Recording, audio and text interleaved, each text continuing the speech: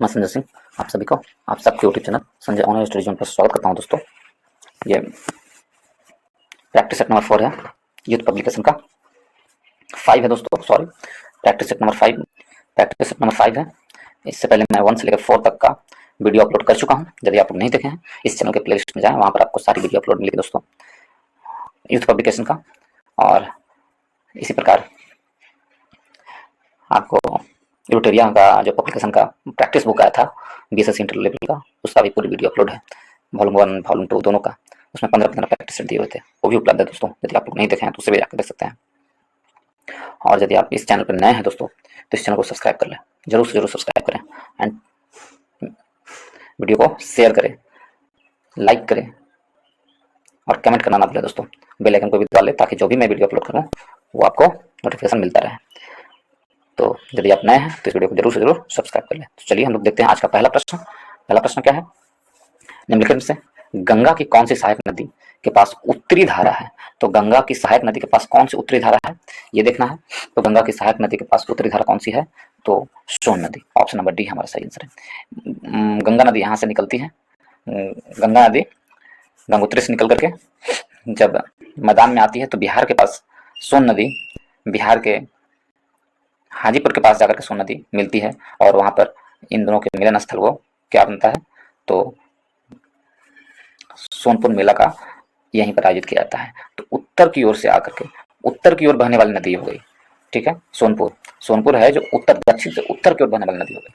तो यही प्रश्न पूछा गया है कि गंगा की कौन सी सहायक नदी के पास उत्तरी धारा है? उत्तरी धारा है, तो इसकी धारा क्या है? उत्तरी धारा है। तो ऑप्शन नंबर डी हमारा सही आंसर है, सोनपुर होगा। सोनपुर के पास ऑप्शन नंबर डी हमारा सही आंसर होगा। ठीक है दोस्तों, ऑप्शन नंबर डी सही आंसर है, सोनपुर के पास सोन नदी है जो जाकर के गंगा की जो सहायक नदी है जिसकी उत्तरी धारा है, कौन सी नदी की? सोन नदी की। यदि हम गंगा के बारे में देखें दोस्तों, तो गंगा एक पवित्र नदी है, ठीक है। और गंगा है, इसकी उद्गम स्थल गंगोत्री के पास गौमुख हिमानी से होती है, ठीक है दोस्तों। और यह बंगाल की खाड़ी में अपनी पानी को गिराती है। और यह इसकी लंबाई भारत में कितनी है? गंगा नदी की लंबाई भारत में कितनी है? तो 2525 मीटर, 2525 किलोमीटर इसकी लंबाई है। और गंगा भागीरथी एवं अलकनंदा नदी का क्या है? सम्मिलन है। भागीरथी एवं अलकनंदा नदी का मिश्रण से क्या बनती है? गंगा बनती है, ठीक है। और भारत की सबसे लंबी नदी कौन है? तो गंगा नदी है, ठीक है। और यदि हम देखें इसमें दोस्तों, यदि हम इसमें देखें हम यदि देखें सोन नदी के बारे में देखें हम, तो सोन नदी है जो अमरकंटक की पहाड़ी से निकलती है और पटना के समीप गंगा में मिल जाती है। और इसकी लंबाई 780 मीटर है। नर्मदा के समीप उद्गम है। इसका स्थल भी कहाँ से है? जहाँ से नर्मदा निकलती है अमरकंटक से, वहीं पर सोन भी निकलती है, ठीक है दोस्तों। यदि हम घाघरा नदी को देखें, तो घाघरा नदी है, घाघरा या कारनाली या कोरियाला, इसी का नाम है घाघरा का। नेपाल में ताल कटोरा के 37 किलोमीटर उत्तर पश्चिम में मपसातुंग हिमानी से निकलती है घाघरा नदी और सारण तथा बलिया जिले के की सीमा पर गंगा नदी में मिल जाती है। इसकी लंबाई 1080 किलोमीटर है। शिवालिक को पार करते समय शीश पानी नामक 180 मीटर गहरे गड्ढे का निर्माण काली नदी, चौकिया तथा छोटी गंगा इसकी सहायक नदी है, ठीक है। घग्गर नदी का यदि हम रामगंगा के बारे में देखें दोस्तों, रामगंगा नैनीताल के समीप मुख्य हिस्सा हिमालय श्रेणी का दक्षिणी भाग से निकलती है रामगंगा, या कन्नौज के निकट गंगा नदी के पास मिल जाती है रामगंगा। और 696 किलोमीटर इसकी लंबाई है। खोन इसकी प्रमुख सहायक नदी है। रामगंगा की प्रमुख सहायक नदी है खोन, ठीक है। गंडक नदी देखेंगे, गंडक नदी नेपाल में इसका नाम क्या है? गंडक का सलीमार है। नेपाल में शालीमार व नेपाल के मैदानी भागों में इसे नारायणी के नाम से जाना जाता है गंडक को, ठीक है। गंडक को नेपाल में शालीमार के नाम से जाना जाता है और जब वो मैदानी भागों में आता है नेपाल में तो उसे नारायणी के नाम से जाना जाता है। और नेपाल से निकलती है और पटना के समीप गंगा की नदी में मिल जाती है, जहाँ सोन और गंडक और गंगा ये तीनों एक जगह मिलती है, ठीक है दोस्तों। और पटना के निकट गंगा में मिल जाती है। भारत में गंडक नदी की लंबाई कितनी है? 425 किलोमीटर है दोस्तों। सहायक नदी काली गंडक, त्रिशूली गंगा, इनमें से मिलने वाली गोल गोल पत्थरों की शालिग्राम कहा जाता है, इसलिए उसका नाम शालिग्राम नदी भी रखा गया है। तो ऑप्शन नंबर डी सोन नदी है जो उत्तर की ओर मिलती है। नेक्स्ट प्रश्न चलते हैं दोस्तों। नेक्स्ट की ओर क्या कहा गया है? सर्वाधिक ऊंचाई वाला जलप्रपात कुचिकल भारत के किस राज्य में स्थित है? तो सबसे अधिक ऊंचाई वाला जलप्रपात है जो कुचिकल जलप्रपात, हमसे क्या कहा है, कुचिकल जलप्रपात कहाँ स्थित है, कर्नाटक में स्थित है। ऑप्शन नंबर सी हमारा सही आंसर है। भारत में कर्नाटक में स्थित है कुचिकल जलप्रपात, ठीक है। और कौन सी नदी पर है, तो बराही नदी पर है। कुचिकल जलप्रपात कर्नाटक के बराही नदी पर है, बराही नदी पर है, बराही नदी पर कुचिकल जलप्रपात है दोस्तों, ठीक है। बराही नदी पर है कुचिकल जलप्रपात और सबसे ऊंचा जलप्रपात है। भारत का सबसे ऊंचा जलप्रपात कौन है, कुचिकल। इसकी ऊंचाई लगभग 455 मीटर है दोस्तों। कुचिकल जलप्रपात की ऊंचाई कितना है, 455 मीटर। कुचिकल जलप्रपात कर्नाटक की पनबिजली परियोजना से विद्युत उत्पादन होता है। कर्नाटक की पनबिजली परियोजना से क्या होता है, विद्युत उत्पादन होता है कर्नाटक में। तो ऑप्शन नंबर सी हमारा सही आंसर है। कुचिकल जलप्रपात कहाँ है, तो कुचिकल जलप्रपात आपको कर्नाटक में स्थित है दोस्तों, कर्नाटक में स्थित है कुचिकल जलप्रपात। यदि हम उड़ीसा में देखें तो बरेही पानी जलप्रपात कहाँ स्थित है, तो उड़ीसा में स्थित है। बरेही पानी जलप्रपात उड़ीसा में, उड़ीसा में बरही पानी जलप्रपात है, ठीक है। यदि उसी प्रकार मध्य प्रदेश में देखें तो इन्ना जलप्रपात नर्मदा नदी पर स्थित है, जो मध्य प्रदेश में स्थित है। इन्ना जलप्रपात नर्मदा नदी में स्थित है, जो कहाँ पर स्थित है, तो नर्मदा नदी पर स्थित है और मध्य प्रदेश में स्थित है इन्ना जलप्रपात, ठीक है। और केरल में ऐसा कोई जलप्रपात नहीं है दोस्तों। कर्नाटक में दो और जलप्रपात है, एक शिव समुद्रम और दूसरा गोकाक। ये कर्नाटक की प्रमुख जलप्रपातें हैं, ठीक। गोकाक एंड शिव समुद्रम, एक कुचिकल, ठीक है दोस्तों। तो ऑप्शन नंबर सी हमारा सही आंसर है। नेक्स्ट को चलते हैं। निम्नलिखित नदी घाटी परियोजनाओं में से किस एक का लाभ एक से अधिक राज्य को प्राप्त होती है। कौन सी नदी घाटी परियोजना से एक राज्य से अधिक राज्यों को लाभ प्राप्त होती है, तो कौन सी नदी घाटी है, तो उस नदी घाटी का नाम क्या है, तो उस नदी घाटी का नाम है चंबल घाटी परियोजना। ऑप्शन नंबर ए हमारा सही आंसर है। चंबल घाटी परियोजना के अंतर्गत 3 बांधों का निर्माण किया गया है। एक गांधी सागर बांध, राणा प्रताप सागर बांध और कोटा या जवाहर सागर बांध। तो चंबल घाटी पर जो गांधी सागर बांध है, आपको मध्य प्रदेश में मिलेगा गांधी सागर बांध। और राणा प्रताप सागर बांध जो बांधी गई है चंबल नदी घाटी पर, चंबल नदी पर, वो राजस्थान में बांधी गई है।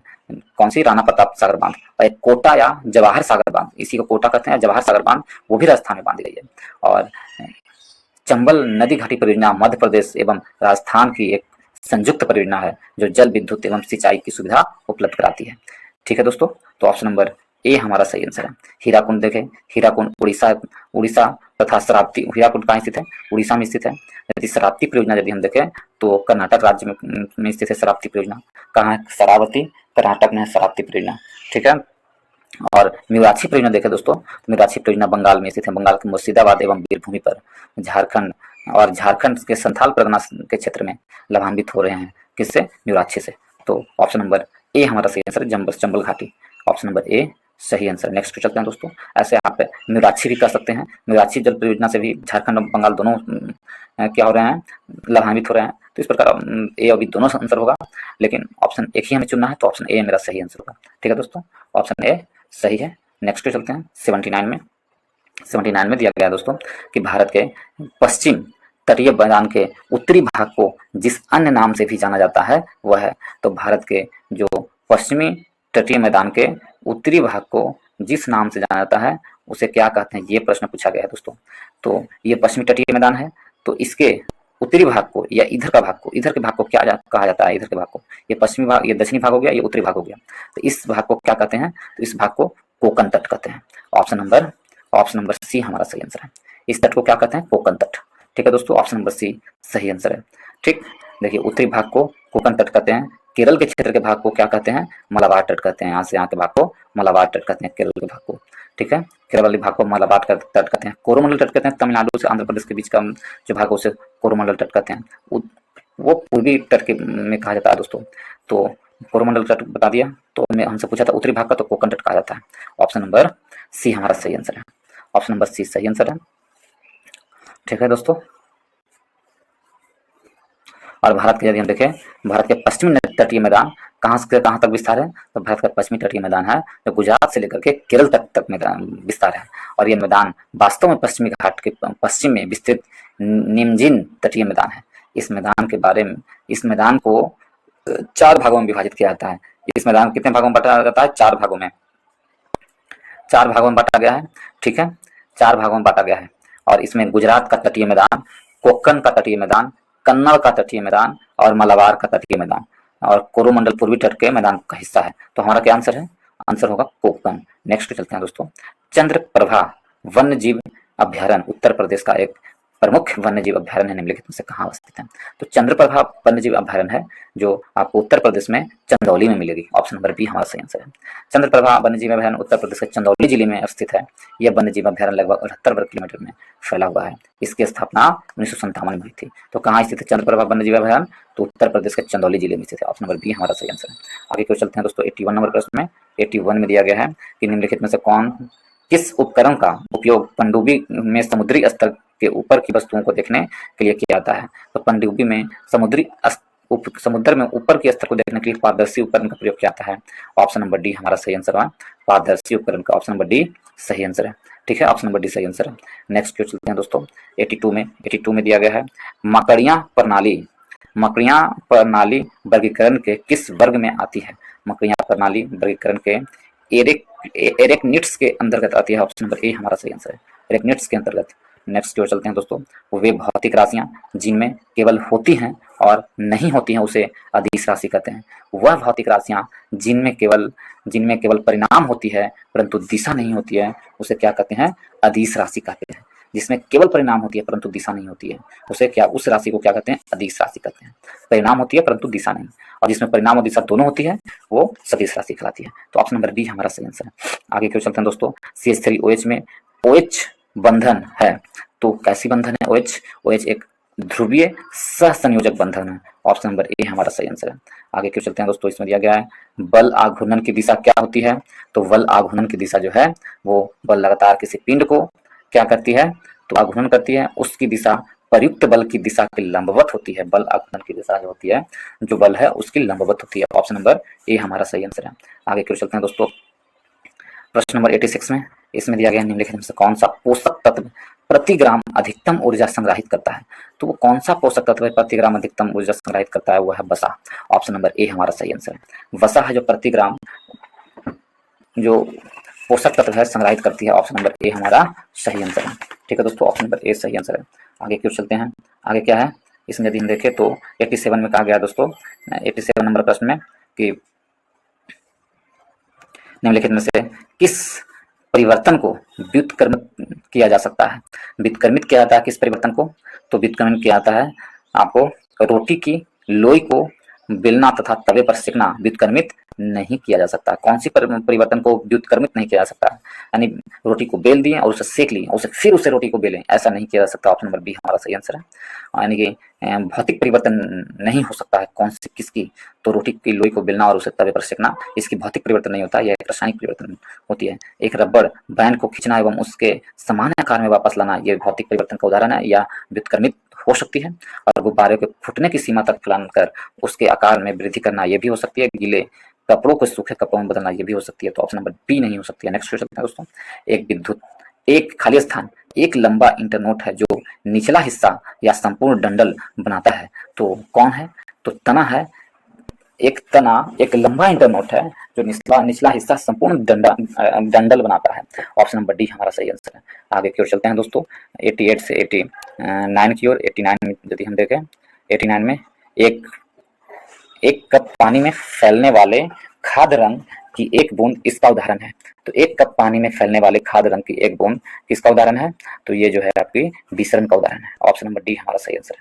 ये विसरण का उदाहरण है। ऑप्शन नंबर डी सही आंसर है, विसरण का उदाहरण है। 19 नंबर प्रश्न पे चलते हैं। इसमें दिया गया है कोशिका सिद्धांत का प्रस्ताव देने वाले वैज्ञानिक का नाम बताइए। कोशिका सिद्धांत का प्रस्ताव देने वाले वैज्ञानिक का नाम स्लाइडेन स्वान है। ऑप्शन नंबर ए हमारा सही आंसर है।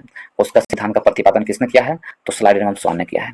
अपने कोशिका मत में प्रतिपादित किया जाता है कोशिका सभी जीवों की रचनात्मक तथा क्रियात्मक इकाई होती है। दोस्तों सभी जीवों की रचनात्मक क्रियात्मक इकाई क्या है? कोशिका है।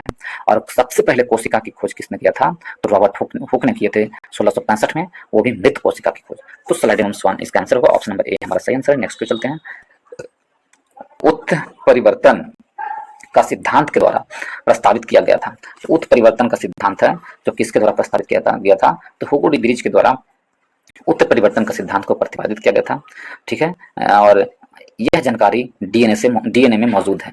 जब किसी जीन के डीएनए में कोई स्थानीय परिवर्तन होता है तो उसे उत्परिवर्तन कहते हैं। उत्परिवर्तन का सिद्धांत हुगो डी ब्रिज के द्वारा दिया गया था। ऑप्शन नंबर सी हमारा सही आंसर है। आगे कुछ चलते हैं 92 में देखें दोस्तों, तो इसमें दिया गया निम्नलिखित में से कौन सा संबंधित बिलियन और कौन सा संबंधित बिलियन और निम्नलिखित में से कौन सा संबंधित विलयन और विलय के बारे में सत्य नहीं है? तो विलयन और विलय के बारे में कौन सत्य नहीं है? तो इसमें दिया गया है कि जब विलयन को अबाधित रखा जाता है तो विलय के कण तल पर बैठ जाते हैं, ये सत्य नहीं है। ऑप्शन नंबर ए हमारा सही आंसर है। विलय के कण प्रकाश की किरणों को प्रकिरणित नहीं करते हैं, सही है। विलय के कण को बिना सहायता प्राप्त आंखों से नहीं देखा जा सकता है, ये भी सही है। एक विलय एक समांगी मिश्रण होता है, ये भी सही है। तो ऑप्शन नंबर ए हमारा सही आंसर होगा। नेक्स्ट पे चलते हैं दोस्तों। नेक्स्ट में दिया गया निम्नलिखित में से किस तत्व के लिए समान इलेक्ट्रॉनिक विन्यास n² np² फिट होता है? इसके लिए ये जो फार्मूला है फिट होता है, तो ये फार्मूला किसके लिए फिट होता है? तो नाइट्रोजन के लिए फिट होता है ये फार्मूला, ठीक है। ये अवस्था किसके लिए? नाइट्रोजन के लिए। ऑप्शन नंबर डी हमारा सही आंसर है। नाइट्रोजन क्या है? तो यह गैस है, गैस की आवश्यकता है, अवस्था है जिसकी परमाणु संख्या 7 होती है। अवस्था सारणी में स्थान समूह 15 में है नाइट्रोजन का। कितने ब्लॉक में है? तो 15 ब्लॉक में है नाइट्रोजन का। इस मानक परमाणु भार कितना होता है नाइट्रोजन का? तो 14 होता है, ठीक है। इलेक्ट्रॉनिक विन्यास करें तो 1s² 2s² और 2p2 2p3² P3 होता है। तो ऑप्शन नंबर डी हमारा सही आंसर है। नेक्स्ट चलते हैं दोस्तों 94 नंबर प्रश्न को। जल विद्युत उत्पादन के लिए मुख्य रूप से निम्नलिखित में से कौन सा वैज्ञानिक सिद्धांत जिम्मेदार होता है? तो जल विद्युत उत्पादन के लिए कौन सा वैज्ञानिक सिद्धांत उत्पादन जिम्मेदार होता है? तो वो है गुरुत्वीय स्थितिज ऊर्जा का विद्युत ऊर्जा में रूपांतरण। ऑप्शन नंबर डी हमारा सही आंसर है। गुरुत्वीय स्थितिज ऊर्जा का विद्युत ऊर्जा में रूपांतरण जल विद्युत उत्पादन के लिए मुख्य रूप से जिम्मेदार होता है, वैज्ञानिक सिद्धांत जिम्मेदार होता है। ऑप्शन नंबर डी हमारा सही आंसर होगा, ठीक है। यांत्रिक ऊर्जा को विद्युत ऊर्जा में रूपांतरण कौन करता है? तो विद्युत जनित्र करता है। कौन सा? यांत्रिक ऊर्जा को विद्युत ऊर्जा में। देखिए विद्युत ऊर्जा का गतिज ऊर्जा में, ये नहीं, यांत्रिक ऊर्जा को विद्युत ऊर्जा में जो बदलता है उसे विद्युत जनित्र या क्या कहते हैं उसे जनरेटर करता है। और गुरुत्वीय स्थितिज ऊर्जा को विद्युत ऊर्जा में रूपांतरित कौन करता है? गुरुत्वीय स्थितिज ऊर्जा को विद्युत ऊर्जा में रूपांतरण कौन करता है? तो जल विद्युत उत्पादन करता है। और रासायनिक ऊर्जा को यांत्रिक ऊर्जा में रूपांतरण करता है अंतर्दहन इंजन। और विद्युत ऊर्जा का यांत्रिक ऊर्जा में उत्पादन करता है विद्युत मोटर। तो ऑप्शन नंबर डी हमारा सही आंसर। नेक्स्ट चलते हैं दोस्तों। इसमें दिया गया है 95 में एक वास्तविक गैस किस परिस्थिति में एक आदर्श गैस के रूप में क्रिया कर सकती है? तो वो कोई भी वास्तविक गैस किस स्थिति में आदर्श गैस के रूप में क्रिया करेगी? तो उसकी जो स्थिति है, उसकी स्थिति क्या है? निम्न दाब तथा उच्च ताप के रूप में करती है उसे आदर्श गैस के रूप में। तो ऑप्शन नंबर बी हमारा सही आंसर है। ऑप्शन नंबर बी सही आंसर है। 96 में चलते हैं। परिक्षेप्य के पथ को उसका कहा जाता है। परिक्षेप के पथ को उसका क्या कहते हैं? परिक्षेप्य पथ कहते हैं। ऑप्शन नंबर सी हमारा सही आंसर है। नेक्स्ट पे चलते हैं दोस्तों। नेक्स्ट में निम्नलिखित में से कौन सा शब्द जड़ी बूटी खेती को संदर्भित करता है? तो कौन सा शब्द है जड़ी बूटी खेती को संदर्भित करता है? सब्जियों की खेती। ऑप्शन नंबर डी हमारा सही आंसर है। सब्जियों की खेती है जड़ी बूटी खेती को संदर्भित करता है। ऑप्शन नंबर डी सही आंसर है। नेक्स्ट पे चलते हैं दोस्तों। बहुगुणिता किसमें परिवर्तित होने पर होती है? तो बहुगुणिता है जो क्रोमोसोम की संख्या में परिवर्तित होने पर होती है। ऑप्शन नंबर सी हमारा सही आंसर है। बहुगुणिता किसके संख्या पर? तो क्रोमोसोम की संख्या परिवर्तन होने पर होती है। ऑप्शन नंबर सी सही आंसर है। आगे की ओर चलते हैं दोस्तों। वर्गीकी संवर्ग के संदर्भ में स्तनपायी शब्द एक है, तो स्तनपायी शब्द एक क्या है? तो वर्गीकी की ऊर्जा के संदर्भ में स्तनपायी शब्द है जो क्या है? वर्ग है। ऑप्शन नंबर सी हमारा सही आंसर है। 100 में चलते हैं। एंगस्ट्रम के मापने की इकाई है। यदि हम ये देखें, एंगस्ट्रम है जो आपको लंबाई मापने की इकाई है। ऑप्शन नंबर सी हमारा सही आंसर है। और एंगस्ट्रम को एक एंगस्ट्रम बराबर कितना होता है? 10⁻⁻10 मीटर होता है, ठीक है। तो ऑप्शन नंबर सी सही आंसर है। 101 में चलते हैं दोस्तों। इसमें दिया गया निम्न में वर्ष खालिस्तान में बर्मा स्वतंत्र संप्रभु गणराज्य बन गया था। तो बर्मा है वर्ष 1948 में स्वतंत्र प्रभु गणराज्य बन गया था। ऑप्शन नंबर डी हमारा सही आंसर है। 4 जनवरी 1948 को ब्रिटेन से के सैनिक ने रंगून के संसद में अपना झंडा यूनियन जैक हटा लिया। इसके बाद देश का झंडा लहराया गया और बर्मा एक गणराज्य के रूप में दुनिया के सामने आया। प्रत्येक वर्ष 4 जनवरी को म्यांमार यानी बर्मा स्वतंत्र दिवस के रूप में मनाता है। ऑप्शन नंबर डी हमारा सही आंसर है। आगे की ओर चलते हैं दोस्तों। इसमें दिया गया है 102 की ओर। इसमें दिया है क्या? तो निम्नलिखित में से कौन सा धार्मिक समुदाय व्यवहारिक जीवन में 10 सार्वभौमिक गुणों का पालन करके आत्मशुद्धि और उत्थान के लिए प्रतिवर्ष सरस्वती पर्युषण पर्व मनाता है? तो पर्युषण पर्व कौन सा धार्मिक समुदाय मनाता है पर्युषण पर्व? तो ये जैन समुदाय मनाता है। ऑप्शन नंबर डी हमारा सही आंसर है। जैन समुदाय का प्रमुख पर्व है पर्युषण पर्व, ठीक है। ऑप्शन नंबर डी हमारा सही आंसर है। ऑप्शन नंबर डी सही आंसर है। ठीक है दोस्तों, यदि आप इसी तरह जीके जीएस पढ़ना चाहते हैं दोस्तों तो हमारे इस चैनल के प्लेलिस्ट में जाएं, वहाँ पर आपको यूटेरिया पब्लिकेशन का जो प्रैक्टिस बुक निकाला गया है उसका मैं आपको प्रैक्टिस करवा रहा हूँ दोस्तों, करवा चुका हूँ, और रुक्मणी प्रकाशन का भी वॉल्यूम 2 का प्रैक्टिस करवा चुका हूँ। उसी प्रकार मैं आपको क्रॉन पब्लिकेशन का भी प्रैक्टिस बुक का जो प्रैक्टिस सेट दिया हुआ था 15, उस 15 प्रैक्टिस सेट सारे वीडियो अपलोड है दोस्तों। यदि आप लोग नहीं देखे हैं चैनल की प्लेलिस्ट में जाएं, सारे वीडियो आप लोग प्लेलिस्ट में मिलेगी। और यदि आप लोग को अच्छा लगता है दोस्तों तो वीडियो को लाइक करें, दोस्तों के ग्रुप में शेयर करें दोस्तों, जितने भी ग्रुप है सभी ग्रुप में शेयर करें। आप लोग शेयर करते हैं तो मुझे मोटिवेशन मिलता है। और यदि आप नए हैं दोस्तों तो प्लीज़ वीडियो को लाइक करें एंड चैनल को सब्सक्राइब करना ना भूलें। यदि आप नए हैं तो चैनल को सब्सक्राइब कर लें और वीडियो को शेयर कर दें। अब बेल आइकन को भी दबा लें ताकि जो भी मैं वीडियो अपलोड करूँ उसका नोटिफिकेशन मिलता रहे। ठीक है, तो चलिए आगे क्यों चलते हैं हम लोग 103 की ओर। निम्नलिखित में से कौन कनिष्क का एक राजवैद्य था? तो कनिष्क के राजवैद्य के बारे में कहा गया है दोस्तों। तो कनिष्क का राजवैद्य कौन था? तो इसमें यदि हम देखें, कनिष्क का राजवैद्य चरक था। चरक के राजवैद्य, चरक कनिष्क के राजवैद्य, इनके प्रमुख राजवैद्यों में थे चरक, जो कनिष्क के समय में थे। चरक की लिखी हुई पुस्तक को चरक संहिता कहा जाता है। क्या कहते हैं? चरक संहिता कहते हैं। चरक द्वारा लिखी गई पुस्तक को चरक संहिता कहते हैं। ठीक है, और चरक संहिता एक आयुर्वेद ग्रंथ है दोस्तों।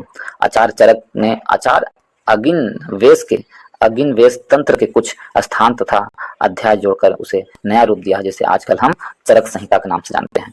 तो ऑप्शन नंबर सी हमारा सही आंसर होगा। 103 के आंसर क्या होगा? ऑप्शन नंबर सी हमारा सही आंसर है। कनिष्क के समय में चरक था। ठीक है दोस्तों, कनिष्क के समय में कौन थे? चरक। यदि हम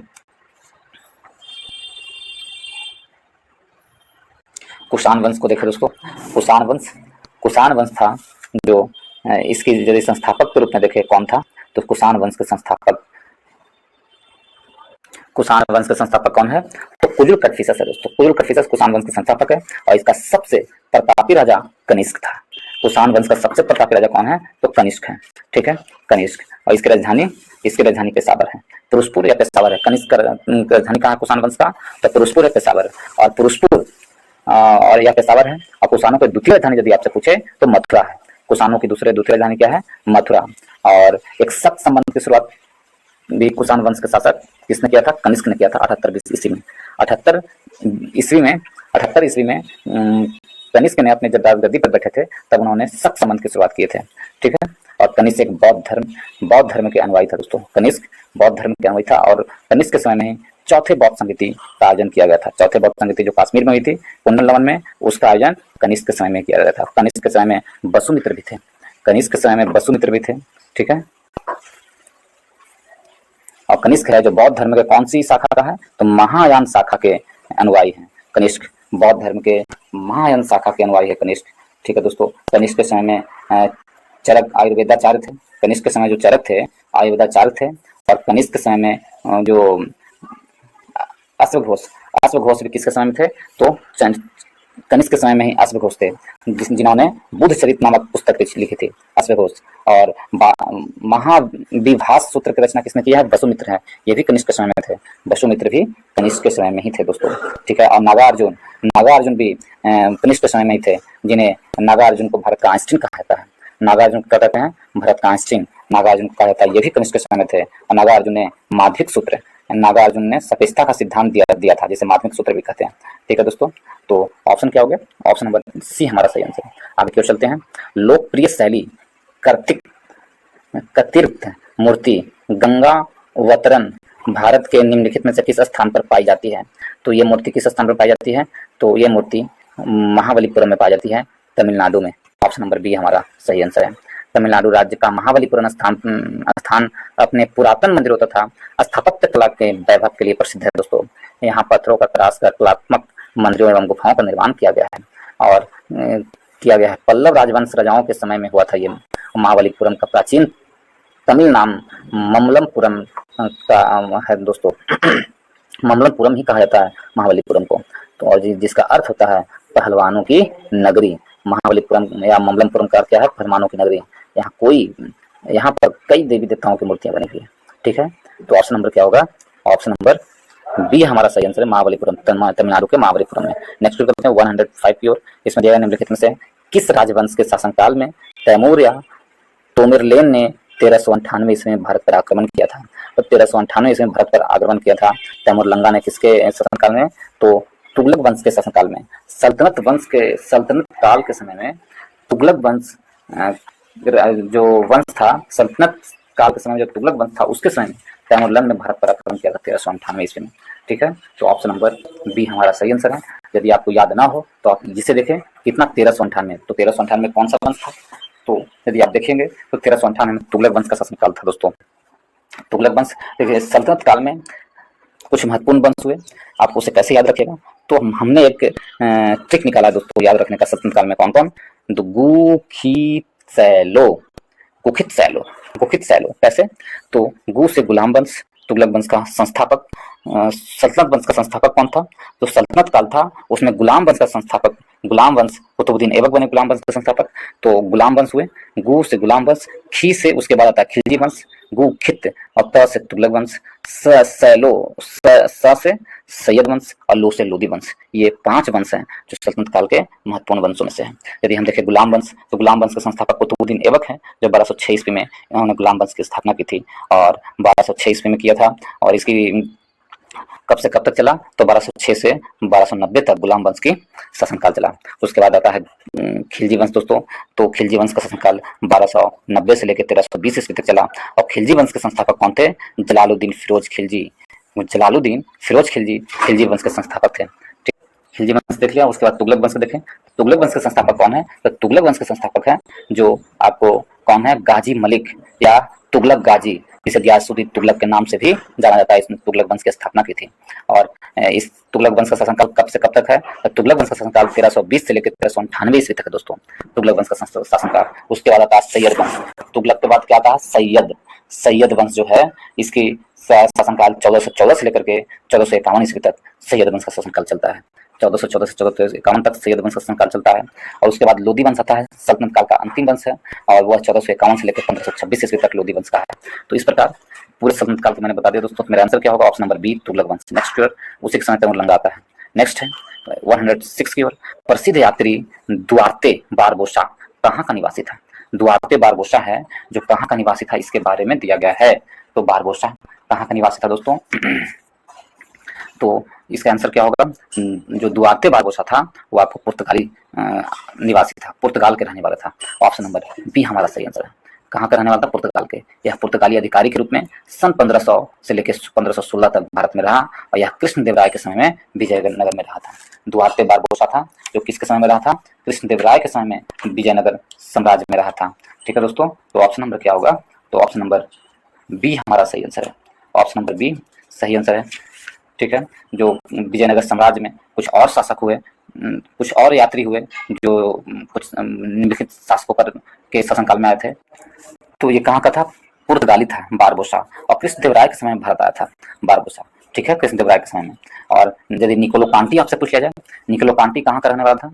तो इटली का रहने वाला था निकोलो कांटी, और यह देवराय प्रथम के समय में आया था निकोलो कांटी। ज्यादातर प्रश्न पूछता है कि निकोलो कांटी किस शासक के समय में आया था? विजयनगर शासकों के समय में। तो देवराय प्रथम के समय में निकोलो कांटी आया था दोस्तों। अब्दुल रज्जाक फारस के यात्री था, और इसने देवराय टू के समय भारत की यात्रा की थी। नुनीज जो है पुर्तगाली यात्री था, ये अच्युत देवराय के समय भारत की यात्रा की थी। उसी प्रकार डोमिंगो पायस है जो पुर्तगाली यात्री है, इसने भी कृष्ण देवराय के समय में भारत की यात्रा की थी। कौन? डोमिंगो पायस और बारबोसा दोनों ने कृष्ण देवराय के समय भारत की यात्रा की थी, बारबोसा और डोमिंगो पायस। तो ऑप्शन नंबर बी हमारा सही आंसर है, और दोनों पुर्तगाली यात्री हैं। नेक्स्ट पे चलते हैं। वाइकोम सत्याग्रह कहाँ चलाया गया था? देखिए दोस्तों, वाइकोम सत्याग्रह है जो केरल में चलाया गया था। ऑप्शन नंबर ए हमारा सही आंसर है। केरल में वाइकोम सत्याग्रह चलाया गया था। और तब तो इस सत्याग्रह का जो समय था 1924 से 25 था। 1924 से 25 के समय में केरल के त्रावणकोर में वाइकोम सत्याग्रह चलाया गया था। इस सत्याग्रह का नेतृत्व माधवन के कलप्पन तथा केपी केशव मेनन ने किया। यह मुख्यतः छुआछूत के खिलाफ था। तो ऑप्शन नंबर ए हमारा सही आंसर होगा दोस्तों। 108 के चलते हैं। इसमें दिया गया क्या? भगत सिंह, सुखदेव और राजगुरु को उनकी पुण्यतिथि पर श्रद्धांजलि देने के लिए भारत में 23 मार्च को दिवस मनाया जाता है। तो उनकी पुण्यतिथि पर 23 मार्च को कौन सा दिवस मनाया जाता है? 23 मार्च को शहीद दिवस मनाया जाता है। ऑप्शन नंबर बी हमारा सही आंसर है। 23 मार्च को शहीद दिवस मनाया जाता है। ठीक है। वर्ष 1931 में भारतीय स्वतंत्रता आंदोलन के दौरान क्रांतिकारी भगत सिंह, राजगुरु और सुखदेव को 23 मार्च को फांसी की सजा दी गई थी और 23 मार्च को भगत सिंह, सुखदेव और राजगुरु को उनकी पुण्यतिथि पर श्रद्धांजलि देने के लिए शहीद दिवस के रूप में भी मनाया जाता है। शहीद दिवस, ठीक है दोस्तों, शहीद दिवस के रूप में मनाया जाता है। और इन सभी को लाहौर षड्यंत्र के आरोपी में फांसी पर लटकाया गया था। किसके? लाहौर षड्यंत्र के रूप में। ठीक है। तो ऑप्शन नंबर बी हमारा सही आंसर है। 30 जनवरी को यानी गांधी जी के पुण्यतिथि में भी प्रत्येक वर्ष शहीद दिवस के रूप में मनाया जाता है। और किनके जन्मतिथि पर? पुण्यतिथि पर तो गांधी जी के पुण्यतिथि पर भी शहीद दिवस मनाया जाता है। तो ऑप्शन नंबर बी हमारा सही आंसर है। 109 के चलते हैं। राष्ट्रीय कांग्रेस कार्यकारिणी समिति ने भारत छोड़ो नामक आंदोलन का अनुमोदन कहाँ पर किया है? तो राष्ट्रीय कांग्रेस कार्यकारिणी समिति ने भारत छोड़ो आंदोलन का जो कहाँ पर किया है? तो ये है मुंबई में किया है। ऑप्शन नंबर सी हमारा सही आंसर है। मुंबई में जो भारत छोड़ो आंदोलन का जो शुरुआत हुई थी, कांग्रेस के वर्धा अधिवेशन में भारत छोड़ो प्रस्ताव प्रस्तुत किया गया। इस प्रस्ताव में की पुष्टि 8 अगस्त 1942 को मौलाना अबुल कलाम आजाद की अध्यक्षता में बम्बई के कॉलेज टैंक में किया गया था दोस्तों। ठीक है। उनकी अध्यक्षता में बम्बई के कॉलेज टैंक में अखिल भारतीय कांग्रेस कमेटी की बैठक में किया गया था। और गांधी जी ने डू और डाई, करो या मरो का नारा दिया था। 9 अगस्त की सुबह ऑपरेशन जीरो आवर के तहत सभी नेताओं को गिरफ्तार कर लिया गया था। इसे 14 जुलाई 1942 को कांग्रेस के वर्धा अधिवेशन में भारत छोड़ो प्रस्ताव को प्रस्तुत किया गया था। तो भारत छोड़ो प्रस्ताव को प्रस्तुत कब किया गया था? तो वर्धा आंदोलन में प्रस्तुत किया गया था। और अनुमोदन कहाँ हुआ था? तो मुंबई में हुआ था। ऑप्शन नंबर सी हमारा सही आंसर है। नेक्स्ट चलते हैं दोस्तों। निम्नलिखित में से किस भारतीय राज्य की सीमा नेपाल से नहीं मिलती है? तो कौन से भारतीय राज्य की सीमा नेपाल से नहीं मिलती है? यदि इसमें देखें दोस्तों तो कौन है? असम की सीमा नेपाल से नहीं मिलती है। नेपाल से किसकी सीमा नहीं मिलती है? तो असम की सीमा नेपाल से नहीं मिलती है। तो ऑप्शन नंबर ए हमारा सही आंसर होगा। ठीक है। ऑप्शन नंबर ए सही आंसर है। और यदि हम देखें उत्तर प्रदेश, बिहार, पश्चिम बंगाल, सिक्किम, ये 3-4 राज्य हैं, जिसकी उत्तराखंड, ये सभी राज्यों की सीमा किससे मिलती है? बिहार से, नेपाल से मिलती है। इन सभी राज्यों की सीमा नेपाल से मिलती है। और भारत और नेपाल के साथ जो सीमा है वो 1761 किलोमीटर लंबी सीमा है भारत और नेपाल के बीच। तो ऑप्शन नंबर ए हमारा सही आंसर है। असम के साथ नहीं मिलती है। 111 के चलते हैं। सह्याद्री है पर्वतमाला भारत के से लेकर सुदूर दक्षिण भाग कन्याकुमारी तक फैली हुई है। तो सह्याद्री पर्वतमाला है भारत के कहाँ से लेकर फैली हुई है? तो ये गुजरात से लेकर के कन्याकुमारी तक फैली हुई है। ऑप्शन नंबर बी हमारा सही आंसर है। पश्चिमी घाट पर्वत को ही सह्याद्री पर्वत के नाम से भी जाना जाता है दोस्तों। ठीक है। क्या नाम से आता है? पश्चिमी घाट पर्वत भारत के पश्चिमी तट पर स्थित है। पर्वत श्रृंखला को कहा जाता है। विश्व में जैव विविधता के लिए श्रृंखला बहुत महत्वपूर्ण है पश्चिमी घाट श्रृंखला। इस दृष्टि से विश्व में इसका 8वां स्थान है। पश्चिम घाट पर्वत श्रृंखला गुजरात की सीमा से शुरू होती है तथा महाराष्ट्र, गोवा, कर्नाटक, तमिलनाडु और केरल से गुजरती हुई कन्याकुमारी में समाप्त हो जाती है, जिसे सह्याद्री के नाम से भी जाना जाता है। ऑप्शन नंबर बी हमारा सही आंसर है। आगे की ओर चलते हैं दोस्तों। 112 की ओर। इसमें दिया गया भारत के किस राज्य का सबसे लंबा समुद्री किनारा है? तो कौन से राज्य का सबसे लंबा समुद्री किनारा है? तो भारत में वो आपको गुजरात राज्य का सबसे लंबा समुद्री किनारा है। ऑप्शन नंबर डी हमारा सही आंसर है। भारत में किसका? तो गुजरात राज्य का सबसे लंबा समुद्री किनारा है। यदि देखें भारत का कितने राज्य है जो समुद्री तट से लगती है? तो 9 राज्य की सीमा समुद्री तट से लगी है। भारत के 9 राज्य हैं जिनकी समुद्री तट से सीमा लगती है। जैसे यदि हम देखें तो पश्चिमी घाट में उत्तर प्रदेश, पश्चिमी घाट में कौन सा हो जाएगा? गुजरात, महाराष्ट्र। पश्चिमी घाट में देखें दोस्तों, पश्चिमी घाट में तो गुजरात, महाराष्ट्र, यहाँ गुजरात हो गया, महाराष्ट्र हो गया, कर्नाटक हो गया, यहीं पर गोवा हो गया और केरल हो गया दोस्तों। पश्चिमी घाट में 5, 1, 2, 3, 4, 5। पश्चिमी घाट में 5 राज्य और पूर्वी घाट में 3 राज्य, ओडिशा, आंध्र प्रदेश। उत्तरी घाट में 4 राज्य, आंध्र प्रदेश, तमिलनाडु और पश्चिम बंगाल, उड़ीसा, आंध्र प्रदेश और तमिलनाडु, ये 3 राज्य पूर्वी घाट में जो समुद्र तट से सीमा लगाती है। ठीक है दोस्तों, समुद्र तट से सीमा लगाने वाली ये 3 राज्य हैं पूर्वी घाट में। ठीक है। तो कुल मिलाकर 9 राज्य हैं जो बंगाल के 9 राज्य हैं जो समुद्री सीमा लगाती है। मुख्य भूमि का 9 राज्य हैं जो समुद्री सीमा लगाती है। ठीक है दोस्तों। तो ऑप्शन नंबर क्या होगा? ऑप्शन नंबर डी है। इसमें से सबसे लंबा समुद्री सीमा किसकी है? तो गुजरात की है, 1214 किलोमीटर इसकी समुद्री सीमा है। जबकि उसके बाद दूसरे नंबर पर आंध्र प्रदेश की आती है, 973 किलोमीटर। 973 किलोमीटर आंध्र प्रदेश की है। यदि प्रायद्वीपीय भारत की सबसे लंबी सीमा कौन लगाती है समुद्र से, तो वो कौन होगा? आंध्र प्रदेश। यदि प्रायद्वीपीय भारत पूछे तो आंध्र प्रदेश। तो कर्नाटक की गुजरात की सबसे लंबी सीमा है, ऑप्शन नंबर डी हमारा सही आंसर है। कितना है? 1214 किलोमीटर लगाती है गुजरात। ठीक है। तमिलनाडु है, जो तमिलनाडु भारत में 906 किलोमीटर की सीमा रेखा से जुड़ी हुई है समुद्र के साथ, तमिलनाडु। और केरल है जो कितना, केरल है जो 569 किलोमीटर के, केरल राज्य की जो सीमा रेखा है 569 किलोमीटर सीमा रेखा जो समुद्र से जुड़ी हुई है। यदि उड़ीसा को देखें दोस्तों, उड़ीसा इसमें नहीं है। उड़ीसा का कितना है? तो उड़ीसा का 476 किलोमीटर है। और महाराष्ट्र का कितनी सीमा रेखा समुद्र से लगती है? 652 किलोमीटर। ठीक है। तो सबसे ज्यादा गुजरात, उसके बाद तमिलनाडु, उसके बाद आंध्र प्रदेश, उसके बाद तमिलनाडु, फिर महाराष्ट्र, उसके बाद तमिलनाडु, उसके बाद महाराष्ट्र। ठीक है दोस्तों, ऑप्शन नंबर डी हमारा सही आंसर है। विश्व का 113 में एकमात्र तैरता डाकघर किस झील पर स्थित है? तो विश्व का एकमात्र तैरता हुआ डाकघर डल झील में बनाया गया दोस्तों। ऑप्शन नंबर डी हमारा सही आंसर है। डल झील में बनाया गया है, 2011 में किया गया था इसको उद्घाटन। नेक्स्ट पे चलते हैं। मूसी नदी निम्नलिखित में से किस नदी की सहायक नदी है? तो मूसी नदी है जो किसकी सहायक नदी है? मूसी नदी आपको कृष्णा नदी की सहायक नदी। ऑप्शन नंबर ए हमारा सही आंसर है।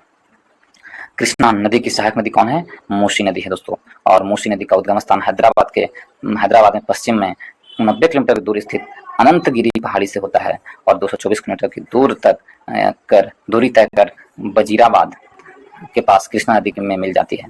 हैदराबाद मूसी नदी के किनारे ही स्थित है दोस्तों। ऑप्शन नंबर ए हमारा सही आंसर है। इस सब के बारे में बता दिया हूँ। नेक्स्ट पे चलते हैं। दक्षिण पश्चिम मानसून से भारत के पूर्वी तट की अपेक्षित पश्चिमी तट पर ज्यादा वर्षा होती है, क्योंकि? तो दक्षिण पश्चिम मानसून से जो पूर्वी तट पर की अपेक्षा पश्चिमी तट पर ज्यादा वर्षा होती है, क्योंकि पश्चिमी तटीय मैदान दक्षिण पश्चिम मानसून से पूर्वी तटीय मैदान की अपेक्षा अधिक वर्षा होती है। क्यों होती है, सो पूछ रहा है। क्योंकि पश्चिमी घाट हवा को रोकती है, जिससे बारिश होती है। ऑप्शन नंबर बी हमारा सही आंसर होगा। नेक्स्ट चलते हैं दोस्तों 116 की ओर। पौधों की सिंचाई के लिए निम्नलिखित में से किस तकनीक के अंतर्गत संकरी नलिकाओं का उपयोग किया जाता है, जिससे पानी सीधे पौधे के जड़ों तक पहुंचे, तो उस विधि को टपक विधि या ड्रिप सिंचाई कहा जाता है। ऑप्शन नंबर डी हमारा सही आंसर है। उस विधि को टपक विधि या ड्रिप सिंचाई कहा जाता है। ठीक है। जिससे पानी सीधे पौधे के जड़ों तक पहुंच जाती है। यह सिंचाई की एक आधुनिक विधि है। इसके माध्यम से भूमि के सतह या उप सतह पर ट्रिपन्स, स्प्रिंगल्स और फंगस अन्य उत्सर्जन द्वारा सिंचाई की जाती है। गौरतलब है कि स्प्रिंगल इरिगेशन और ट्रिपल इरिगेशन आमतौर पर इस्तेमाल की जाने वाली सिंचाई की दो प्रमुख विधियां हैं। ट्रिपल सिंचाई मुख्यतः बागवानी फसलों जैसे फल फूल साग भाजी आदि के लिए लाभदायक होती है। तो ऑप्शन नंबर डी हमारा सही आंसर है। आगे की ओर चलते हैं दोस्तों। 117 नंबर प्रश्न में जीवी मावलंकर भारत के संविधान सभा के अध्यक्ष थे। तो जीवी मावलंकर थे जो भारत के संविधान सभा के कौन से अध्यक्ष थे? तो जीवी मावलंकर भारत के संविधान सभा के कौन थे? तो प्रकार समिति के अध्यक्ष थे। ऑप्शन नंबर सी हमारा सही आंसर है। प्रकार समिति के अध्यक्ष थे जीवी मावलंकर। ऑप्शन नंबर सी सही आंसर है। नेक्स्ट चलते हैं दोस्तों। नेक्स्ट में दिया गया 118 में भारतीय संविधान के किस अनुच्छेद में यह उल्लेख है कि राष्ट्रपति या राज्यपाल या राज्य प्रमुख अपने पद की शक्तियों का प्रयोग और कर्तव्यों के पालन के लिए किसी भी न्यायालय के प्रति उत्तरदायी नहीं होंगे? कौन से अनुच्छेद में दिया गया है? तो यह अनुच्छेद 361 में दिया गया है। ऑप्शन नंबर सी हमारा सही आंसर है। अनुच्छेद 361। ऑप्शन नंबर सी सही आंसर है। नेक्स्ट प्रश्न चलते हैं दोस्तों। इसमें दिया गया भारतीय संविधान के निम्नलिखित अनुच्छेदों में से कौन सा अनुच्छेद धार्मिक स्वतंत्रता के अधिकार की गारंटी देती है? तो कौन से अनुच्छेद धार्मिक स्वतंत्रता की गारंटी का अधिकार देती है? अनुच्छेद 25 से लेकर 28 तक धार्मिक स्वतंत्रता की गारंटी देती है और ये अनुच्छेद मौलिक अधिकार के अंतर्गत आता है दोस्तों। मौलिक अधिकार को भाग 3 में रखा गया है। अनुच्छेद 12 से 35 तक मौलिक अधिकार का वर्णन है। यदि हम इसमें देखें 14 से 18 समानता का अधिकार के अंतर्गत आता है 14 से 18 और 19 से 22 तक क्या आता है? स्वतंत्रता का अधिकार के अंतर्गत आता है दोस्तों। और ये जो 23 से 24 तक है जो आपको बलात् श्रम यानी कि शोषण के विरुद्ध का अधिकार है 23 से 24 तक और 25 का है धार्मिक स्वतंत्रता का अधिकार देता है। शिक्षा का अधिकार किससे है? तो 29 से 30 तक शिक्षा का अधिकार है, जबकि संवैधानिक उपचारों का अधिकार 32 में दिया गया है। तो ऑप्शन नंबर डी हमारा सही आंसर है। यदि आप दोस्तों इसी प्रकार भारतीय संविधान ऑब्जेक्टिव प्रश्न के रूप में पढ़ना चाहते हैं तो हमारे चैनल के प्लेलिस्ट में जाएं। वहां पर आपको भारतीय संविधान से संबंधित एक प्लेलिस्ट मिलेगा, उसमें सारे वीडियो अपलोड हैं और उसमें आपको ऑब्जेक्टिव प्रश्न चैप्टर वाइज मिलेगी दोस्तों। वो भी प्रीवियस ईयर प्रश्न पूछे गए प्रश्न होंगे जो किसी एग्जाम में पूछे गए हैं, और वो हम कौन से बुक से लिए हैं तो उसे मैं बुक का नाम बताता हूँ, वो है आपको घटना चक्र बुक से लिया गया है। ठीक है दोस्तों, यदि आप पढ़ना चाहते हैं जाकर पढ़ सकते हैं। उसी प्रकार भारतीय हिस्ट्री भी, तीनों हिस्ट्री का अलग अलग प्लेलिस्ट बना दिया हूँ और अलग अलग वीडियो उपलब्ध है। यदि आप देखना चाहते हैं तो मेरे प्लेलिस्ट में जाएं दोस्तों, और वो भी चैप्टर वाइज है। और यदि आप लोगों को अच्छा लगता है तो वीडियो को लाइक करें, दोस्तों ग्रुप में शेयर करें एंड चैनल को सब्सक्राइब करना ना भूलें दोस्तों। यदि आप नए हैं तो चैनल को जरूर से जरूर सब्सक्राइब कर ले और बेल आइकन को भी दबा लें ताकि जो भी वीडियो डालूं उसका नोटिफिकेशन आपको मिलता रहे। तो ऑप्शन नंबर डी हमारा सही आंसर है। नेक्स्ट चलते हैं 120 की ओर। 1964 में जवाहरलाल नेहरू की मृत्यु के बाद भारत के कार्यवाहक प्रधानमंत्री कौन थे? जब जवाहरलाल नेहरू की मृत्यु हो गई थी 1964 में, तब जवाहरलाल नेहरू की मृत्यु के बाद कौन भारत के प्रधानमंत्री के रूप में हुए थे? कौन भारत के प्रधानमंत्री हुए थे? तो ऑप्शन नंबर डी हमारा सही आंसर है, वो गुलजारी लाल नंदा हुए थे। ऑप्शन नंबर डी सही आंसर है, गुलजारी लाल नंदा। ठीक है दोस्तों, ऑप्शन नंबर डी सही आंसर है, गुलजारी लाल नंदा कार्यवाहक प्रधानमंत्री बने थे। ठीक है, देखिए 4 जुलाई 1858 में पाकिस्तान के सियालकोट में जन्मे गुलजारी लाल नंदा कांग्रेसी नेता में एकमात्र ऐसे व्यक्ति थे जो 2 बार भारत के कार्यवाहक प्रधानमंत्री रहे हैं। नेहरू जी के निधन के बाद इनका प्रथम कार्यभार रहा था 27 मई 64 से 9 जून 64 तक। उसके बाद लाल बहादुर शास्त्री के निधन के बाद उनका दूसरा कार्यकाल 11 जनवरी 1966 से 24 जनवरी 1966 तक ये कार्यवाहक प्रधानमंत्री के रूप में रहे थे। ऑप्शन नंबर डी हमारा सही आंसर है। नेक्स्ट चलते हैं दोस्तों, इसमें दिया गया है 121 में हिंदू उत्तराधिकार अधिनियम 1956 के अनुसार बिना वसीयत मर जाने वाली हिंदू महिला की संपत्ति पर पहला अधिकार निम्नलिखित में से किसका होता है? तो ये पहला अधिकार किसका होता है? पहला अधिकार किसका होता है? तो ये पहला अधिकार उसकी पति का होता है। ऑप्शन नंबर सी हमारा सही आंसर है। ऑप्शन नंबर सी सही आंसर है। नेक्स्ट चलते हैं, 2 राज्यों के बीच विवाद सर्वोच्च न्यायालय के किस अधिकार क्षेत्र में आता है? तो 2 राज्यों के बीच विवाद जो है सर्वोच्च न्यायालय के किस अधिकार के अंतर्गत आता है? तो सर्वोच्च न्यायालय के सलाहकार के रूप में आती है। किस तरह? तो यह जो है मौलिक क्षेत्राधिकार के रूप में आता है, मूल या मौलिक क्षेत्राधिकार के रूप में आता है ये। ठीक है, और इसमें किस अनुच्छेद के अंतर्गत? अनुच्छेद 131 के अंतर्गत। ऑप्शन नंबर डी हमारा सही आंसर है। 123 में केंद्र शासित प्रदेश लद्दाख में कितने जिले हैं? तो केंद्र शासित प्रदेश लद्दाख में कितने जिले हैं दोस्तों? तो केंद्र शासित प्रदेश लद्दाख में 2 जिले हैं, एक है कारगिल और दूसरा लेह। ऑप्शन नंबर डी हमारा सही आंसर है। नेक्स्ट पे चलते हैं दोस्तों, आगे को चलते हैं। इसमें दिया गया न्यायमूर्ति राजेंद्र सच्चर समिति का गठन खाली स्थान का अध्ययन करने के लिए किया गया था। राजेंद्र सच्चर का जो हुआ था भारत में मुस्लिम समुदाय की सामाजिक आर्थिक स्थिति के लिए किया गया था। ऑप्शन नंबर सी हमारा सही आंसर है। 125 में चले दोस्तों, इसमें दिया गया एक नया राज्य बनाने में संवैधानिक संशोधन के लिए कैसा बहुमत चाहिए? तो नया राज्य बनाने के लिए संवैधानिक संशोधन के लिए कैसा बहुमत चाहिए? तो साधारण बहुमत चाहिए अनुच्छेद 368 के तहत। ऑप्शन नंबर ए हमारा सही आंसर है। साधारण बहुमत संबंधित किए जा गए हैं। इसके तहत साधारण बहुमत द्वारा जो संवैधानिक संशोधन किए जा सकते हैं, नए राज्यों का प्रवेश या गठन साधारण बहुमत के द्वारा किए जाते हैं। नए राज्यों का निर्माण या उसके क्षेत्र सीमा या संबंधित राज्यों के नामों का निर्माण, या उसके क्षेत्र सीमाओं से संबंधित राज्यों का नाम का निर्माण उसके क्षेत्र में, ठीक है, परिवर्तन हो, ये भी साधारण बहुमत के द्वारा किया जाता है। राज्य विधान परिषद का निर्माण या उसकी समाप्ति साधारण बहुमत के द्वारा किया जाता है। संसद सदस्यों के वेतन एवं भत्ते बढ़ाना हो तो वो भी साधारण बहुमत के द्वारा किया जाता है। संसद में गण पूर्ति साधारण बहुमत के द्वारा। नागरिकता की प्राप्ति एवं समाप्ति, निर्वाचन क्षेत्रों के पुनर्निर्धारण आदि सब क्या है? साधारण बहुमत के द्वारा किए जाते हैं। ऑप्शन नंबर ए हमारा सही आंसर है। नेक्स्ट चलते हैं दोस्तों, आगे क्यों चलते हैं। इसमें दिया गया भारतीय संविधान का भारतीय राजनीतिक पार्टी CPIM का पूरा नाम क्या है? तो CPIM का पूरा नाम क्या है? तो भारतीय कम्युनिस्ट पार्टी।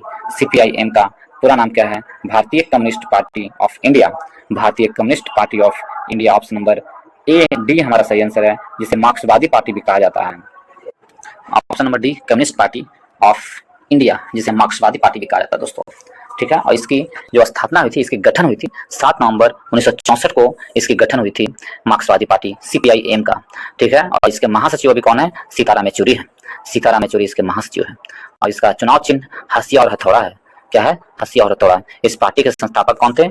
ज्योति बसु एवं EMS नामबुद्रीपाद थे इस पार्टी के संस्थापक। ऑप्शन नंबर डी हमारा सही आंसर। नेक्स्ट चलते हैं 127 में, निवल राष्ट्रीय उत्पाद बाजरा कीमत पर अप्रत्यक्ष कर उत्पादन अप्रत्यक्ष कर, बाजरा उत्पादन पर अप्रत्यक्ष कर माइनस उत्पादन क्या कहलाता है? तो राष्ट्रीय आय का अर्थ होता है, ठीक है, कि ये क्या कहलाता है? राष्ट्रीय आय बराबर होता है अप्रत्यक्ष कर माइनस उपदान। ऑप्शन नंबर सी हमारा सही आंसर है। 128 में पटना जिला में गाड़ियों के निबंधन के लिए जिला कोड क्या है? तो पटना जिला में गाड़ियों के निबंधन के लिए जिला कोड है 01। ऑप्शन नंबर ए हमारा सही आंसर है। BR01 है पटना जिले के गाड़ियों का निबंधन केंद्र है। यदि गया जिला का गाड़ियों का निबंधन यदि देखें तो BRO2 होगा, BR02 होगा। BR02 गया में है, छपरा में BRO4 है, इसी प्रकार और अन्य जिलों में है दोस्तों। तो ऑप्शन नंबर ए हमारा सही आंसर है। नेक्स्ट पे चलते हैं। नेक्स्ट में क्या है? तो भारत की जनसंख्या 2011 के अनुसार बिहार में महिला साक्षरता दर क्या है? तो बिहार का जो महिला साक्षरता दर है, महिला साक्षरता दर सबसे न्यूनतम है। बिहार में कितना है महिला साक्षरता दर? तो बिहार में महिला साक्षरता दर 51.5% है। ऑप्शन नंबर डी हमारा सही आंसर है, 51.5%, ठीक है। और यदि कुल बिहार में साक्षरता देखें तो 61.8% है। कुल साक्षरता बिहार में कितना है? 61.8%। यदि पुरुष साक्षरता देखें तो 71.2% है। कौन? पुरुष साक्षरता। और महिला साक्षरता 51.5% है। तो ऑप्शन नंबर डी हमारा सही आंसर है। बिहार विधानसभा में अनुसूचित जाति के उम्मीदवारों के लिए कितनी सीटें आरक्षित है? तो बिहार विधानसभा में अनुसूचित जाति के उम्मीदवारों के लिए विधानसभा में कितना है? तो 38 सीटें उपलब्ध है। अनुसूचित जाति के लिए बिहार विधानसभा में कितने सीटें उपलब्ध है? 38 सीटें उपलब्ध है। ऑप्शन नंबर ए हमारा सही आंसर है। 38 सीटें उपलब्ध है। ऑप्शन नंबर ए सही आंसर है। 38 सीटें बिहार विधानसभा में उपलब्ध है। बिहार विधानसभा में कुल सदस्यों की संख्या कितनी है? 243 है। और बिहार में 2 सीटें अनुसूचित जनजाति का है। एसटी का कितना? 2 सीटें है। और 38 सीटें जनजाति का है, एससी का है, ठीक है। ऑप्शन नंबर ए हमारा सही आंसर है। यदि बिहार में लोकसभा सीटों की संख्या पूछे दोस्तों तो कितना है? 40 है। राज्यसभा सीटों की संख्या कितना है? 16 है। और बिहार में विधानसभा सीट भी है, और वहां पर विधानसभा सीटों की संख्या बिहार में कितना है? 75 है। नेक्स्ट प्रश्न चलते हैं 131 की ओर। बिहार का प्रसिद्ध पशु मेला कार्तिक पूर्णिमा में आयोजित होता है। तो पशु मेला जो है कार्तिक पूर्णिमा में आयोजन होता है, कहाँ होता है? तो पूर्णिया में, सोनपुर में होता है। कार्तिक पूर्णिमा में जो सोनपुर में आयोजित किया जाता है। ऑप्शन नंबर डी हमारा सही आंसर, कहाँ? सोनपुर में। 132 की ओर देखें दोस्तों, इसमें क्या दिया गया है? 132 में है बिहार के द्वितीय राजभाषा क्या है? तो बिहार के द्वितीय राजभाषा उर्दू है। ऑप्शन नंबर ए हमारा सही आंसर है। द्वितीय राजभाषा उर्दू है, ठीक है। ये इस्तेमाल किए जाने वाला भाषा है, जबकि 1981 में बिहार की दूसरी आधिकारिक भाषा का दर्जा उर्दू को प्रदान किया गया है। 1981 में दूसरा भाषा के रूप में उर्दू को घोषित किया गया है। ऑप्शन नंबर ए हमारा सही आंसर है। 133 की ओर। प्रधानमंत्री उज्ज्वला योजना इनमें से किस वर्ष प्रारंभ की गई थी? प्रधानमंत्री उज्ज्वला योजना है जो वर्ष 2016 में प्रारंभ की गई थी। ऑप्शन नंबर ए हमारा सही आंसर है। 2016 में प्रारंभ की गई थी उज्ज्वला योजना। इसके अंतर्गत सभी BPL राशन कार्ड धारक महिला को 1600 रुपये की आर्थिक सहायता प्रदान करती थी। इस योजना के लिए लाभार्थी के लिए, महिला के लिए कितना? 18 वर्ष से अधिक होना चाहिए था, ठीक है। तो ऑप्शन नंबर क्या होगा? ए हमारा सही आंसर है। नेक्स्ट चलते हैं दोस्तों 134 में। गोल्डन हैंड शेक निम्नलिखित में से किस योजना का एक और नाम है? तो गोल्डन हैंड शेक है किस योजना का एक और नाम है? तो स्वैच्छिक सेवानिवृत्ति योजना जो होती है, स्वैच्छिक सेवानिवृत्ति, उसे गोल्डन हैंड शेक कहते हैं। ऑप्शन नंबर ए बी हमारा सही आंसर है, स्वैच्छिक सेवानिवृत्ति। ऑप्शन नंबर बी सही आंसर है। नेक्स्ट चलते हैं दोस्तों, अटल पेंशन योजना में सम्मिलित होने के लिए अधिकतम आयु क्या होती है? अटल पेंशन योजना में सम्मिलित होने के लिए अधिकतम आयु है क्या होती है? तो सम्मिलित होने के लिए अधिकतम आयु 40 वर्ष होती है। कितना? 40 वर्ष अधिकतम आयु निर्धारित की गई है। इस योजना की न्यूनतम आयु 18 वर्ष है तथा अधिकतम आयु 40 वर्ष है। अटल पेंशन योजना की शुरुआत 9 मई 2015 में किया गया था। तो ऑप्शन नंबर सी हमारा सही आंसर है। आगे क्यों चलते हैं दोस्तों 36 में।